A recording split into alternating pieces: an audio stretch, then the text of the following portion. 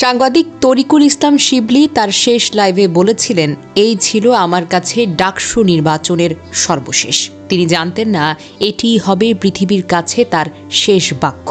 খবর দিতে দিতে হঠাৎ নিজেই হয়ে গেলেন খবরের শিরোনাম। আহা, জীবন আসলে কতটা ঠুনকো, তাই না? আজ আছি কাল নেই, তবুও আমরা সাজাই স্বপ্নের আয়োজন, ভবিষ্যতের পরিকল্পনা, সুখের কল্পনা। কিন্তু এক নিমিষেই সব ভেঙে যায়। শুধু থেকে যায় হাহাকার, অপূর্ণতা আর না পাবার কষ্ট। জানা যায় ঢাকা বিশ্ববিদ্যালয় কেন্দ্রীয় ছাত্র সংসদ ডাকসু নির্বাচনের সংবাদ সংগ্রহের সময় তরিকুল ইসলাম শিবলি মারা যান। তিনি চ্যানেল এস টেলিভিশনের সিটি রিপোর্টার হিসেবে কর্মরত ছিলেন।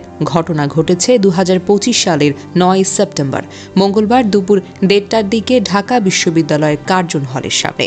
তরিকুল শিবলি সকাল থেকে ডাকসু নির্বাচনের সংবাদ সংগ্রহে নিয়োজিত ছিলেন। তিনি টিএসসি এলাকায় সংবাদ সংগ্রহের পর কার্জন হলে যান। সেখানে লাইভ সম্প্রচারের সময় তিনি হঠাৎ অচেতন হয়ে পড়ে যান। তার সহকর্মীরা তাৎক্ষণিকভাবে তাকে উদ্ধার করে ঢাকা মেডিকেল কলেজ হাসপাতালের জরুরি বিভাগে নিয়ে যান। হাসপাতালে পৌঁছানোর পর কর্তব্যরত চিকিৎসক তাকে মৃত বলে ঘোষণা করেন।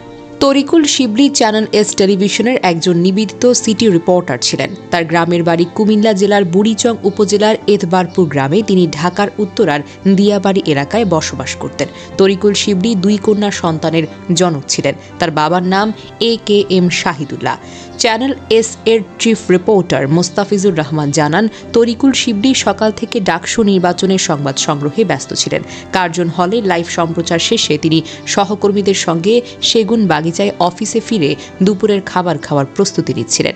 এ সময় কার্জন হলের গেটের সামনে তিনি হঠাৎ করে অচেতন হয়ে পড়ে যান। ঢাকা মেডিকেল কলেজ হাসপাতালে পুলিশ ক্যাম্পের ইনচার্জ পরিদর্শক মোহাম্মদ ফারুক জানিয়েছেন, তরিকুল শিবলির মরদেহ হাসপাতালের মর্গে রাখা হয়েছে। প্রাথমিকভাবে ধারণা করা হচ্ছে তিনি হৃদরোগে আক্রান্ত হয়ে হয়তো মারা গেছেন।